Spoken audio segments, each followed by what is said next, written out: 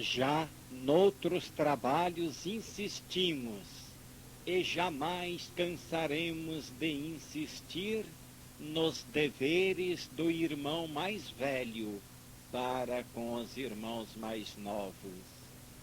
A toda superioridade são inerentes pesadas obrigações, fadigas que não assoberbam os inferiores, deveres que se cifram em obras, renúncia e exemplo, tarefas pesadas na vida do evoluído. Ele o sabe e afronta o sacrifício.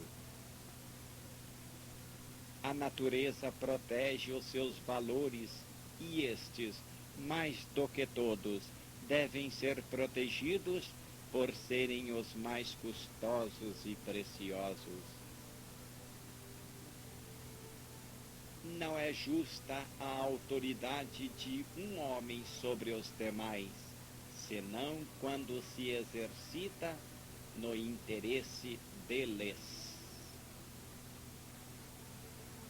O evoluído não julga, respeita, não discute, obedece. Em face de autoridade exercida com espírito involuído, o máximo que o evoluído faz é manter-se em respeitoso absinteísmo, pois a isso o constrangem.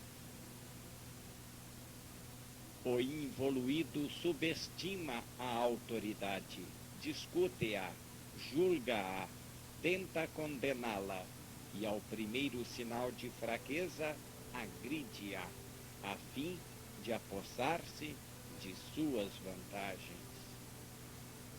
Estamos bem longe ainda do plano superior de estima e fé, de compreensão e justiça, do plano em que os dois termos, autoridade e súdito, não se encontram na posição de rivais, mas na de colaboradores. Todos aspiram ao comando. O evoluído obedece. Os outros se julgam cheios de direitos. O evoluído só tem obrigações. Os demais homens trabalham em grandes grupos, compensando-se com riquezas e honrarias.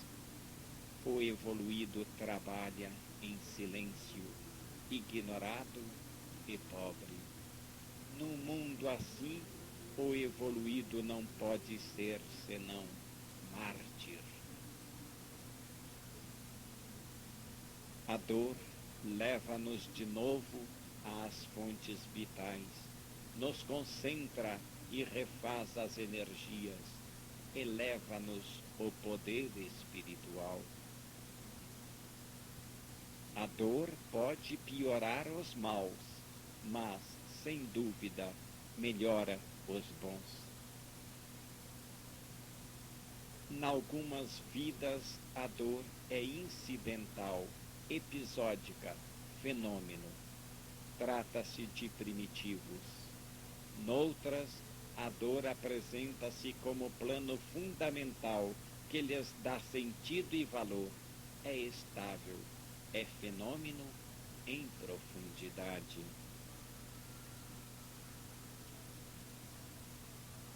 Quando o destino do evoluído se destaca na terra e dos destinos dos demais homens, então a dor aparece como experiência dos maturos, senil, complexa e profunda, dos fortes e dos justos, como verdadeiro campo de ação do evoluído.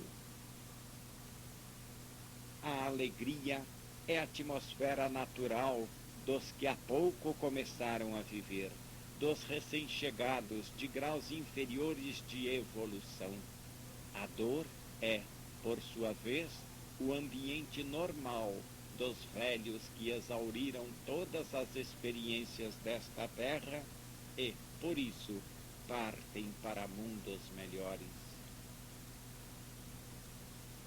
quem parte e quem chega, quem deve viver nesta fase e quem já viveu nela, o involuído e o evoluído, dois estilos de vida. Cada qual tem sua tarefa a cumprir.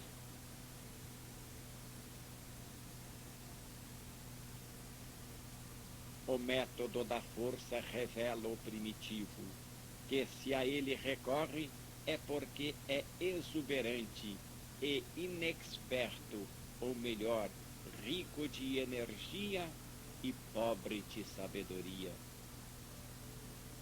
O evoluído, por sua vez, já chegou ao fim da estrada, que o primitivo mal começa a percorrer. Já está cansado, gasto, esgotou-se-lhe a carga dinâmica, agora transformada em experiência. Pobre de energia, rico de sabedoria.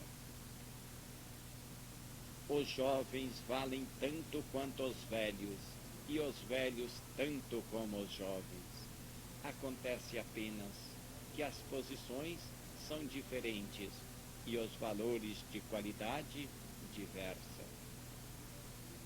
De um lado a força dos jovens, do outro a experiência dos velhos.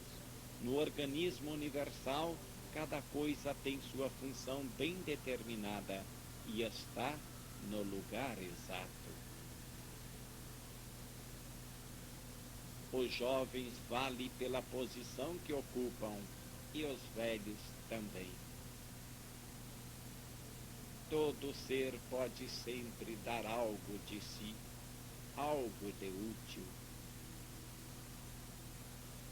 Todo ser pode sempre dar algo de útil. O jovem audaz e trabalhador, mas inexperto e inconsciente, vive para tornar-se o velho cansado e pacífico, mas sábio, às vezes por ele desprezado. Para o involuído, espontaneamente desejoso de alegria e senhor natural da terra, que é seu mundo, a dor terrena é sufocação, asfixia, mutilação da vida material que constitui para ele todo o bem desejável. E para o evoluído, que já se considera um desterrado na terra, essa dor constitui a última experiência amarga num mundo superado, experiência que lhe abre as portas para a expansão da vida em outros mundos mais adiantados, únicos, em que doravante lhe é possível viver. A festa da vida está sempre no amanhã, nesse futuro melhor que, pelo menos relativamente, está na posição por nós ocupada. O involuído amaldiçoa e teme a dor. O evoluído, porém, ama-a e abençoa. O involuído tem a dor na conta de destrutiva. O evoluído considera-a construtiva. Tudo depende do sujeito. O sábio que viveu e, portanto, sabe, não incide mais nas ilusões humanas e recebe a dor, utilizando-a na função criadora. Ri-se dos primitivos e de suas alegrias, que não lhes deixam na consciência senão saciedade, cinzas do cansaço e náusea. O sábio que viveu e, portanto, sabe, não incide mais nas ilusões humanas e recebe a dor, utilizando-a na função criadora. Ri-se dos primitivos e de suas alegrias, que não lhes deixam na consciência senão saciedade, cinzas do cansaço e náusea. Enquanto os primitivos se debatem entre a morte e a dor, o evoluído representa a ardente chama de sacrifício a Deus. No incêndio, ele se consome feliz, pois sabe que depois desta vida, vida muito mais sublime o espera. Podemos, com nossa flama interior, tornar luminoso o ato mais simples e comum. O maravilhoso e o sublime podem a cada passo nascer dentro de nós, nas circunstâncias mais humildes. A própria vida de Cristo entreteceu-se exteriormente de pequenos episódios, comuns e vazios de sentido, se considerados em si mesmos e determinados pela miséria espiritual de todos quantos o circundam. E, todavia, sua vida continua sendo sublime. Nossa vida é exatamente igual ao que somos. O ambiente e as circunstâncias influem apenas na vida dos débeis, que não as dominam e, além disso, se deixam dominar por elas. Em face de miséria espiritual de tantos, as coisas mais importantes da vida passam despercebidas. Aí onde os indivíduos maturos veem e fremem de entusiasmo, os outros passam despercebidos de tudo, correndo no encalço de futilidades. Apenas quando possuímos grande alma e nos anima grande paixão, nos pomos no mesmo nível dos grandes acontecimentos da vida. Aí compreendemos-lhe o valor, respondemos às vozes sublimes que vêm das profundezas do universo ilimitado, onde cada qual vê e aprende conforme a própria acuidade visual. Quem, no entanto, acredita estar julgando as coisas, acusa e julga a si mesmo. Há quem ouça e há os surdos também.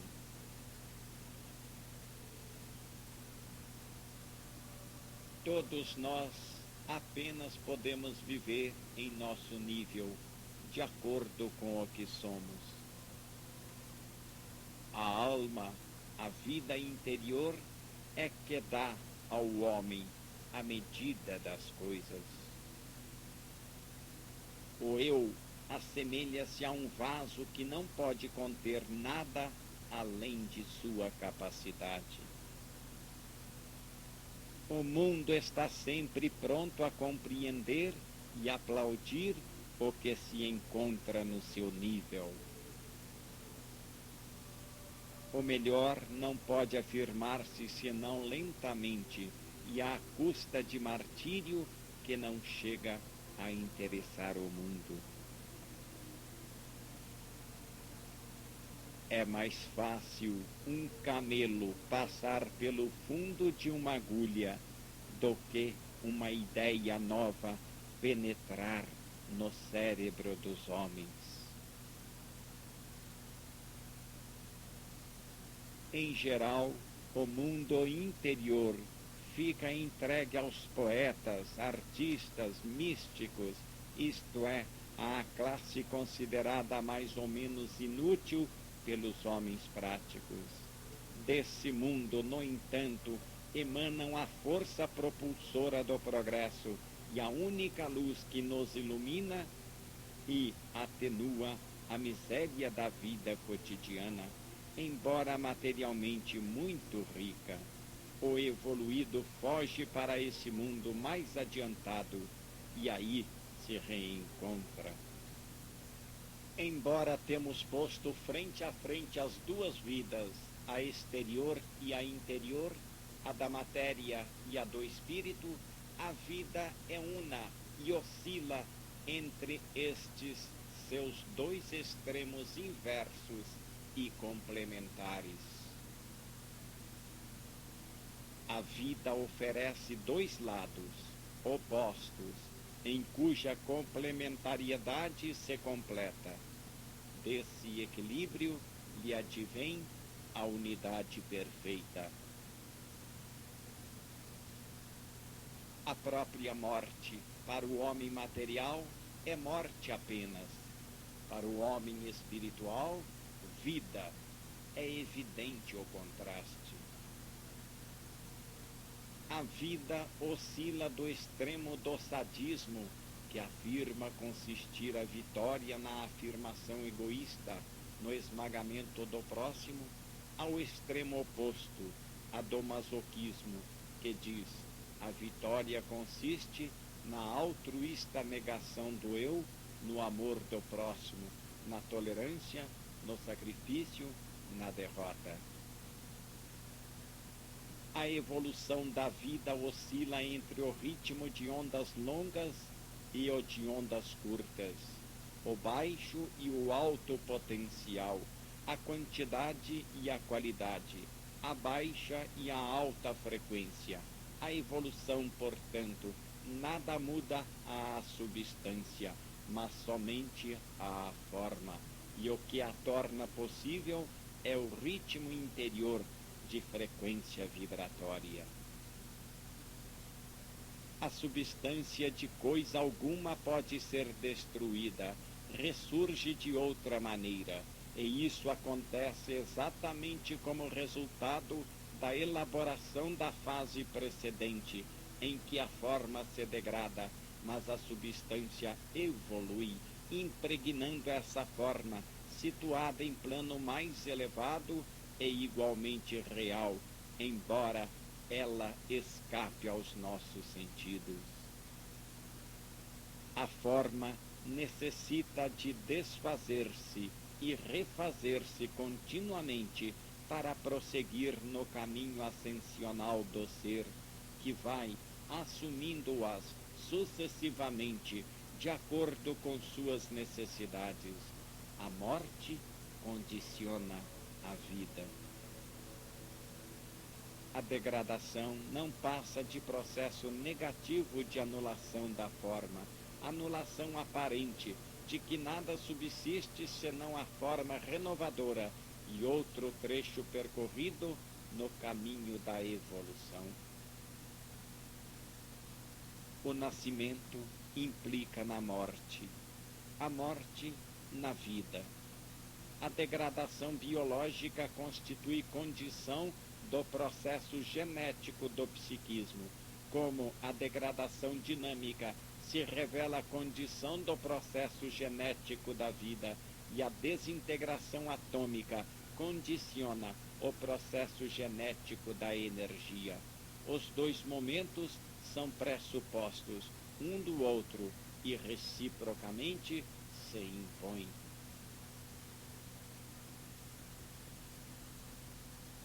Apenas o evoluído atinge a concepção abstrata, imaterial, que se mantém por força própria, sem ligação ou apoios físicos. O evoluído parece inerte, mas sua ação, que apresenta um não fazer, pois foge às formas e percepções comuns, desenvolve-se no imponderável. O futuro abrange a passagem da vida animal à espiritual. Para que esta se desenvolva, aquela tem de morrer, pois se torna impossível a coexistência de dois ritmos diversos. Na evolução da vida, a onda longa é que acaba terminando em onda curta. Progredir significa conquistar onda curta, é a forma do futuro. Todos nós somos relativos, limitados e estamos fechados numa das metades da vida, mas sempre a experiência oposta, a outra metade, está pronta a compensar-nos e completar-nos. Tudo pode transformar-se. A vida em ondas curtas representa a morte da vida em ondas longas, mas constitui a vida dos tipos em ondas curtas. Há temperamentos adequados a viver na vida e temperamentos adequados a viver na morte. A vida é contínua. De dia vivemos a vida dos vivos, de noite a vida dos mortos. De noite a vida física adormece e se afirma a vida interior, intuitiva, vivente. De dia a vida interior permanece entorpecida, deixando o campo livre àquela. As horas da madrugada são as mais profundas, as melhores para a atividade espiritual e, por outro lado, as piores para o enfermo, o que sofre no plano físico. São as que geralmente o homem morre, pois compreende o período de maior depressão do dia todo, de ritmo vibratório mais curto e mais afastado do ritmo longo, lento, vegetativo, diurno. Bipolaridade das células, e nesta se encontra a chave do mistério do subconsciente, dos instintos, das ideias inatas, da hereditariedade. O esquema fundamental dos fenômenos universais é simples e válido por quaisquer grandezas e planos evolutivos. O próprio átomo compõe-se de um núcleo central positivo e de elétrons, ou cargas elétricas negativas, que gravitam em torno deles, à semelhança do sistema solar e seus satélites. A vida, portanto, se elaborou através de atividades mínimas, mas gastou nisso imensos períodos de tempo. Não é demais imaginar que a evolução consiste em lenta aceleração do ritmo vibratório, em transformação do potencial elétrico no sentido de frequência mais altas, de ondas cada vez mais curtas. Nem é fora do comum pensarmos que isso aconteça no processo chamado desmaterialização e espiritualização. Não é demais imaginar que a evolução consiste em lenta aceleração do ritmo vibratório, em transformação do potencial elétrico no sentido de frequências mais altas, de ondas cada vez mais curtas. Nem é fora do comum pensarmos que isso aconteça no processo chamado desmaterialização e espiritualização. A criação é fatigante, laboriosa, lenta, mas contínua. A unidade compõe-se de metades inversas e complementares, em contraste e em equilíbrio. Desse contraste nasce a elaboração íntima, que se chama evolução. Nossa vida é força que navega em oceano de forças, Toda força é vontade que a anima, pensamento que inteligentemente a dirige, e tipo de vibração é radiação. Tudo se move, ouve, registra, recorda e responde. Apesar de algumas cacofonias, tudo se harmoniza em maravilhosa sinfonia. Tudo se articula em grandiosa arquitetura de ritmos. Quem sabe quantas irradiações mais estão vibrando no ar, chamando-nos e não sabemos captá-las. Quanta vida e quanta beleza nos passa despercebida. No universo tudo está animado de vida, de inteligência, de relações e de trocas. Pôr-se de acordo com a ordem é o caminho que oferece menor resistência e dá maior rendimento. É a tendência constante e a resultante final que a estrutura do sistema de forças necessariamente impõe. A evolução é sensibilização, isto é, dilatação contínua das vias da percepção, bem como do poder e da alegria de perceber. Cada um reage conforme suas particulares capacidades seletivas e de sintonização.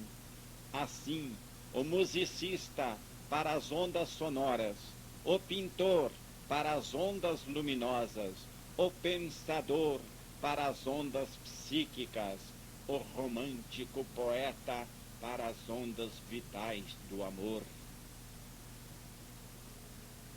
Quanto mais a vida é espiritualmente profunda, mais nos dá o senso do ritmo e nos transforma o ser em concerto de harmonias.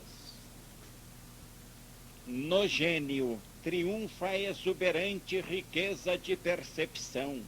A hipersensibilidade abre tantas portas à ressonância, as irradiações penetram e os seus registros se amontoam febrilmente.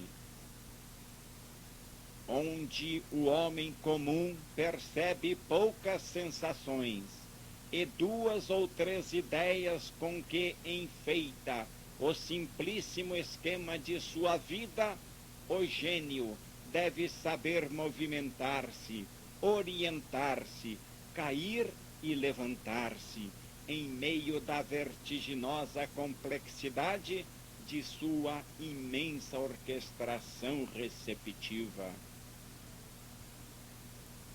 Embora haja desordem na superfície, na camada mais profunda reina a harmonia, a que todas as coisas tendem, e o ser que mais evolui, mais se lhe aproxima e mais assente. A sintonização rítmica é o estágio final de todas as alterações dinâmicas. Encontrado o equilíbrio, o objetivo foi atingido, o problema está resolvido, o ser fica saciado e o movimento cessa para recomeçar em plano mais elevado e em desequilíbrio mais complexo, e por isso em movimento.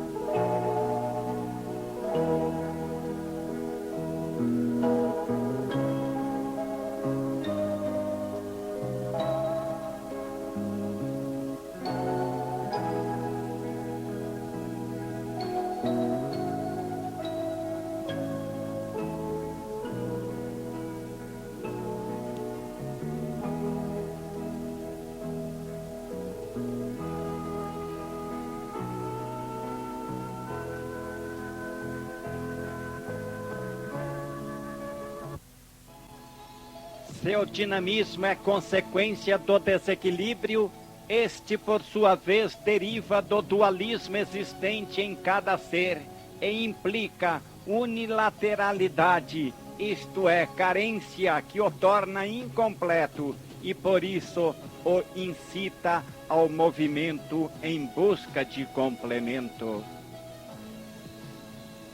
Tudo se move e se renova, foge à cristalização e no movimento se torna possível a evolução. Todas as coisas são movidas por essa combinação de altos e baixos, de qualidades inversas e complementares. Cada termo vai procurando reequilibrar-se no seu contrário e assim encontrar repouso. Na natureza, os objetivos existem para serem atingidos. O universo atual está em fase de desequilíbrio, base do dinamismo criador, e isso significa que está em fase criadora e evolutiva. O equilíbrio entre os dois contrários pode, com efeito, ser perturbado pelo menor choque, porque as forças do universo estão perfeitamente entrosadas. A cada união e a cada troca também corresponde nova prova e nova experimentação. Quanto mais profundamente observamos, mais evidente nos parece a sintonia dos ritmos. Podemos imprimi-la de muitas formas: geométrica, matemática, artística, poética, musical, filosófica, heróica, moral.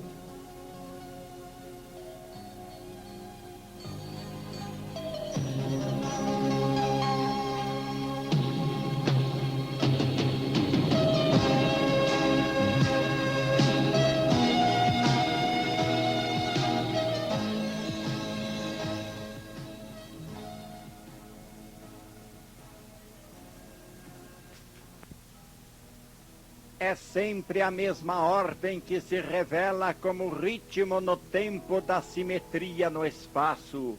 Ordem que, dinamicamente, é equilíbrio, moralmente, justiça, artisticamente, beleza, humanamente, bondade, arquitetura, poesia, música, a própria bondade. Tudo são ritmos.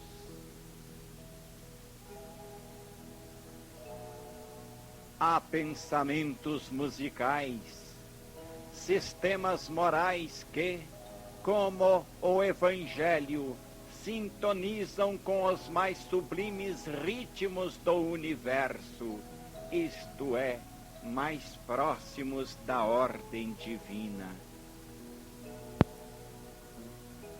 A palavra de Cristo está saturada de vibrações construtivas e vitais.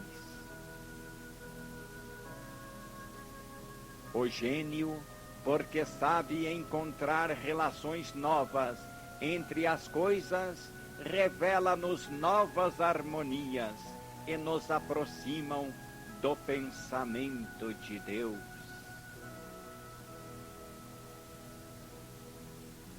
A música dá-nos alegria, porque nos patenteia a ordem que constitui a essência mesma da divindade e condiciona a felicidade suprema.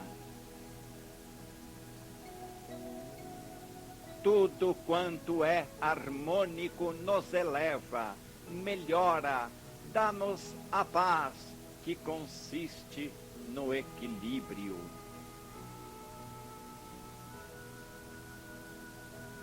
Há tanto ritmo num teorema de geometria como num cálculo matemático, nos processos dinâmicos e nos químicos, nas leis físicas e nas leis morais, em astronomia como em estética e em filosofia, tanto num raciocínio como num destino.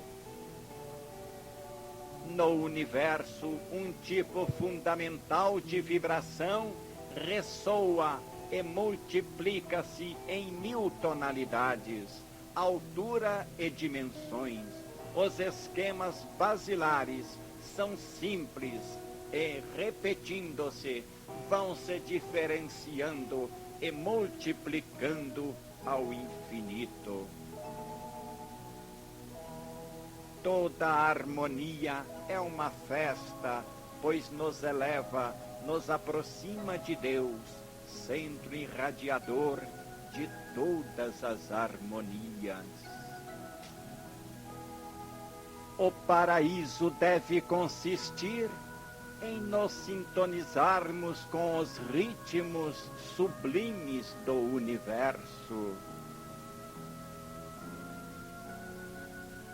O problema da felicidade talvez seja apenas questão de sintonia, ou seja, de colocar-se em face com radiações superiormente harmônicas.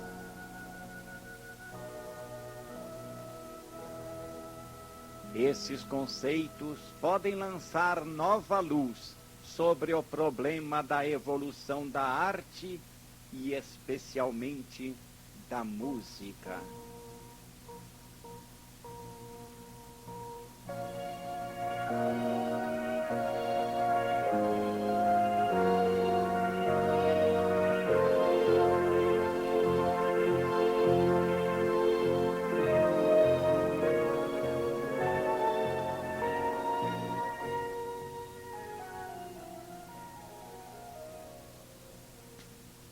Nossa atual fase artística consiste no aniquilamento, no abandono da forma.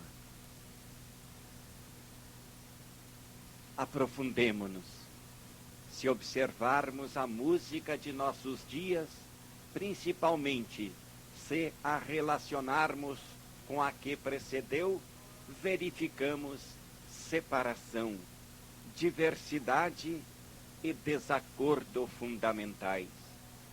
A música de ontem nos aparece como música resolutiva, estágio final de pacificação. A de hoje, no entanto, surge como música revolucionária, estágio inicial de luta. Hoje, na música, predomina a dissonância, o desequilíbrio dos ritmos e dos tons. No campo artístico, isso tudo exprime o atual ciclo biológico, como manifestação viva de destrucionismo, de decadência moral,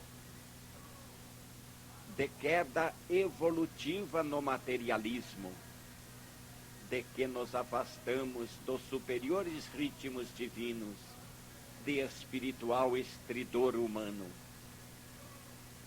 É revolução, ruína, destruição que, contudo, também pode transformar-se em reconstrução, com elementos novos, e por isso, de bases mais largas e objetivas, e dirigida para fins mais elevados.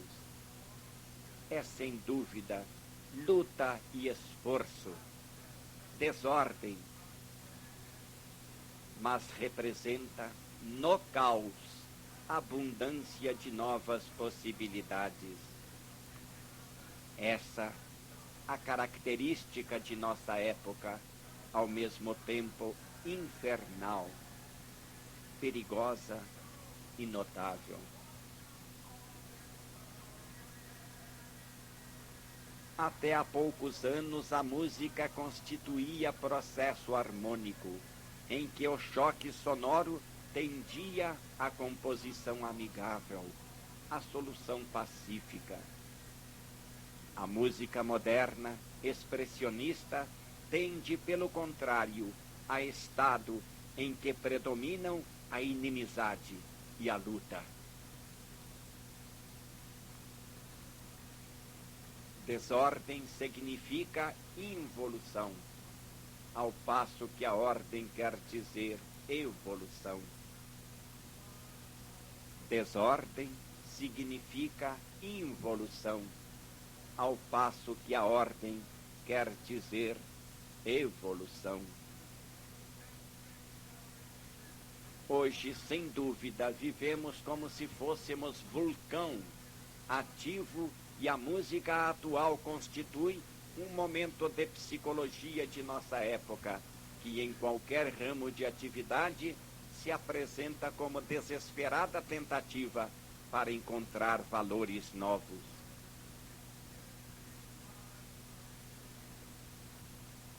Atualmente, ao invés de próximos, estamos muito afastados da sistematização e da alegria da harmonização. Estamos hoje em pleno período de retrocesso e destruição, que nos lembra o descrito no capítulo 22, Tempestade, deste volume. Esse estilo musical pode ser tolerado apenas como fase preparatória e de transição.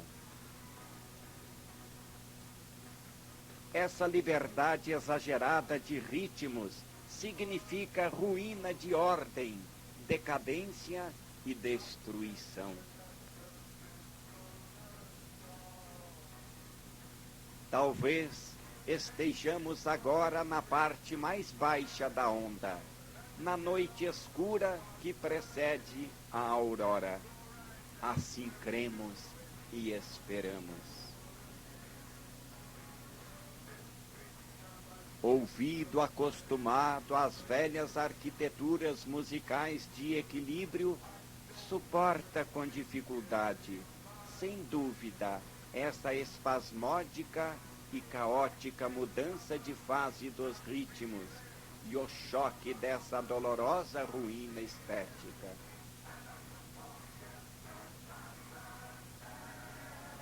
Para onde quer que nos volvemos, sempre os dois termos opostos, que se atraem e se repelem, que se amam e se odeiam.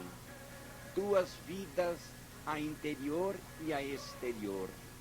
Dois tipos humanos, o involuído e o evoluído. Dois ritmos, um longo e lento, outro breve e rápido. No começo deste nosso capítulo, falamos ligeiramente das diferentes vias sensoriais por onde os ritmos do ambiente penetram na personalidade humana.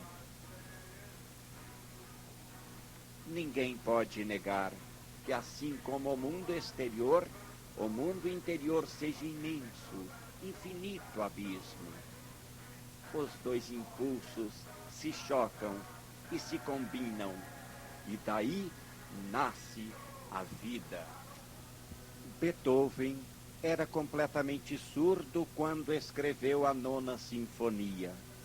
Morreu com 57 anos e com 29 começou a ficar surdo.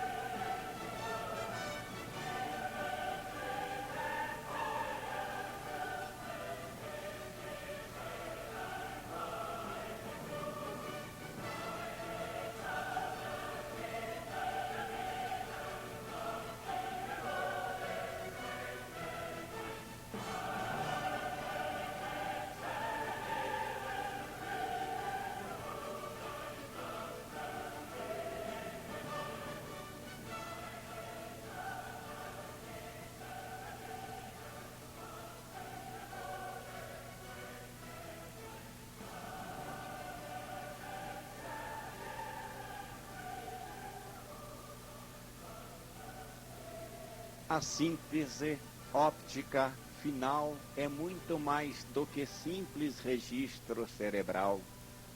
O cérebro apenas registra e, desempenhando o papel de secretário ou escrivão, se encarrega da conservação mnemônica.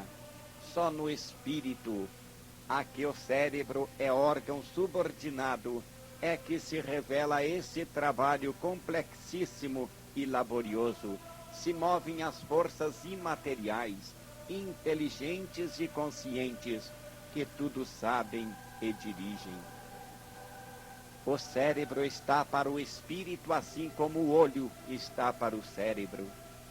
Só o espírito diz, eu. O cérebro não pode dizê-lo, porque não passa de um órgão. Há muitos órgãos e funções, mas o eu é único. Não é instrumento guiado, mas centro que guia. Nada mais nos resta senão examinar a segunda metade do circuito, isto é, o período de volta, a parte inversa e complementar, em que a primeira se completa e cuja existência é indicada e imposta pela universal lei de dualidade.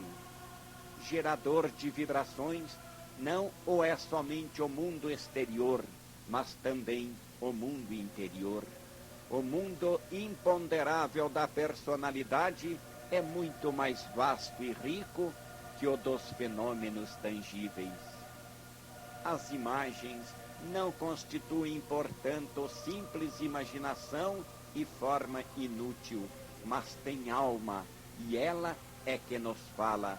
São projeções tiradas do mundo espiritual sobre o nosso, formas materiais que revestem as figuras imateriais. O trajeto por nós, já considerado em sua posição normal, se inverte, assume posição inversa e passa a percorrer, nesta ordem, os seguintes pontos: espírito, cérebro, nervo óptico, retina. Aí a fonte da corrente dinâmica não se situa mais no ambiente material externo, mas sim no ambiente espiritual interno. Não emana do objetivo, mas do sujeito. Através de uma série de trocas, o conteúdo de cada um dos mundos se derrama no outro, no qual, embora transformado, o encontramos sempre.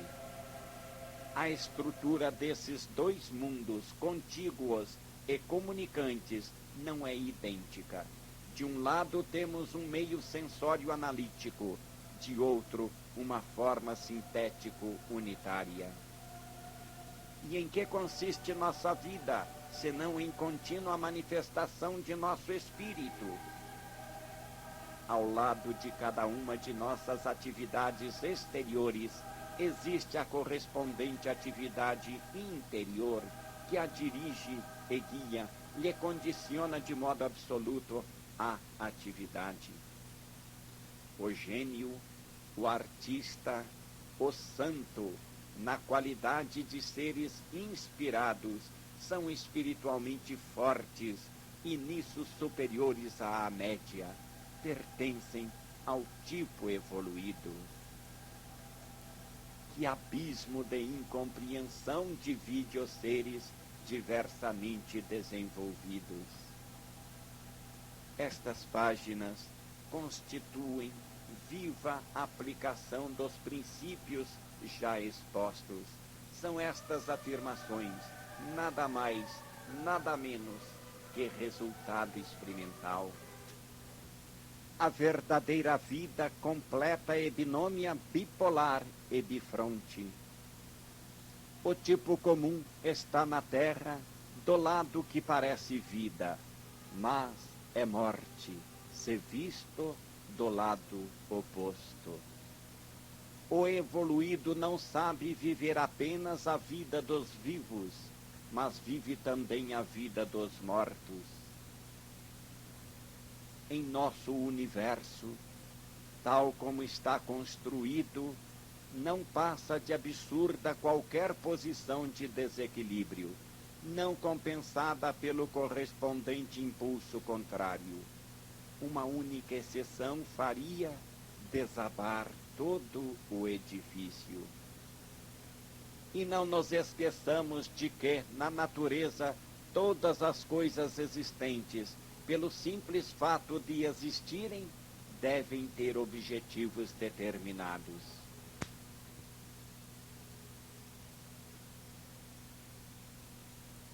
A verdadeira solução dos problemas reside mais na intuição do que na razão.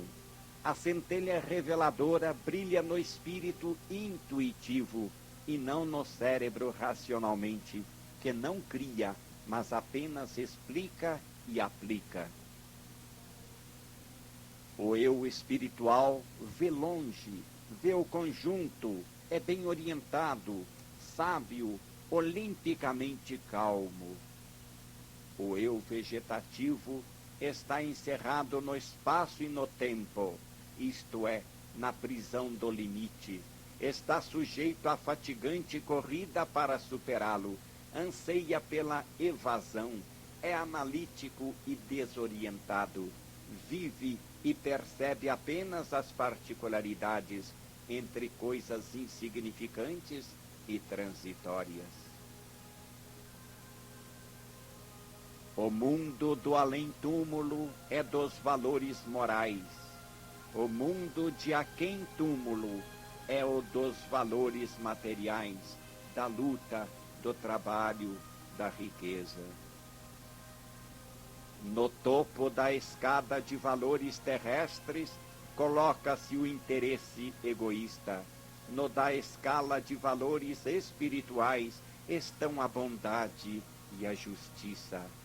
O Evangelho, o reino dos céus, pertencem ao mundo do lado de lá.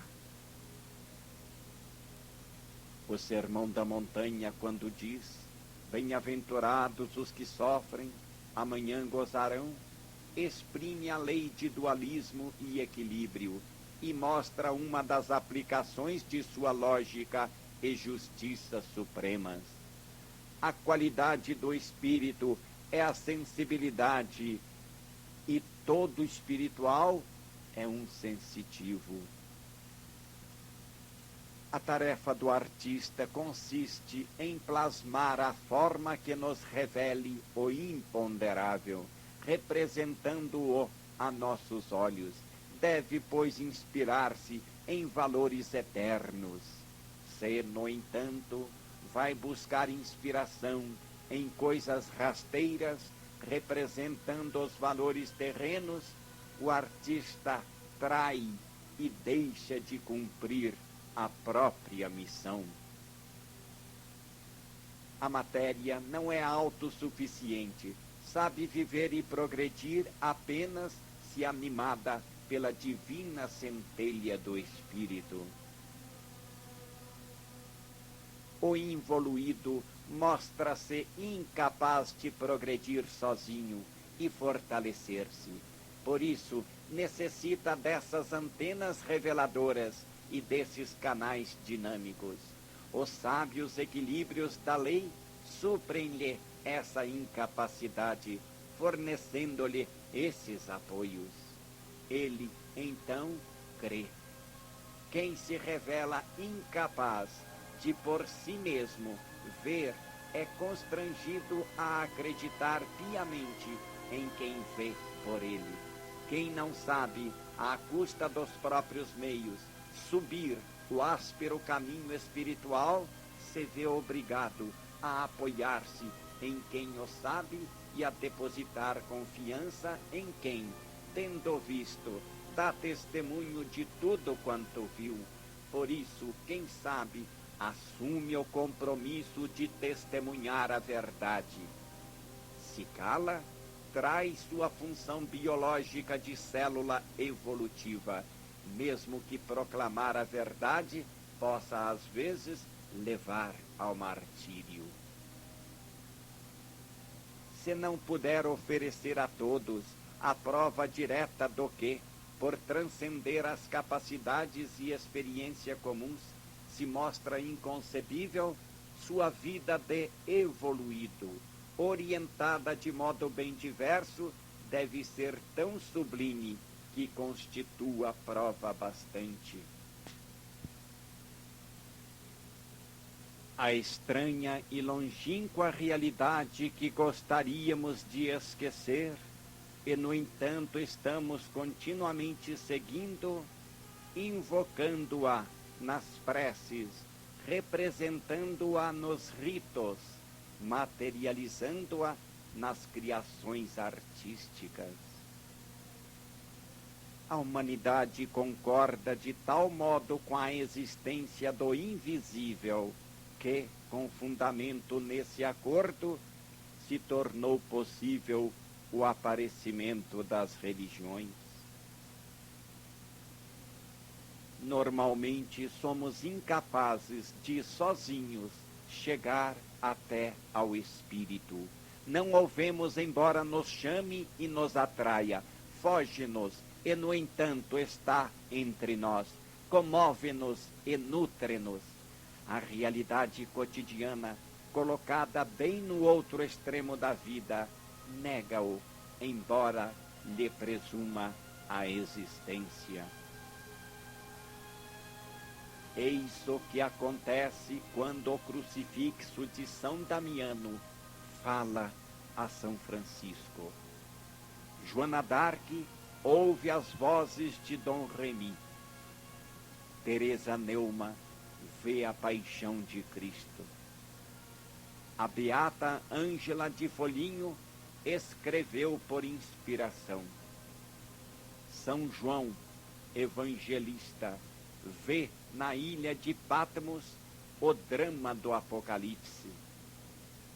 Tanto na visão como na audição, supernormais, a percepção vem do mundo interior e não do mundo exterior. Isso levou muita gente a acreditar que se tratava de tipos de alucinações patológicas, apenas porque anormais, de projeções subjetivas e só por isso irreais. No entanto, a subjetividade constituiu-lhe exatamente a característica lógica e natural. No êxtase como na prece, não nos armamos de instrumentos de análise, de aparelhos de laboratório, para aumentar a nossa capacidade de observação, mas abandonamo-nos inteiramente à visão introspectiva, fechando os olhos e concentrando-nos. Olhamos para dentro de nós mesmos, do lado do espírito, isto é, exatamente na direção contrária à seguida pela ciência.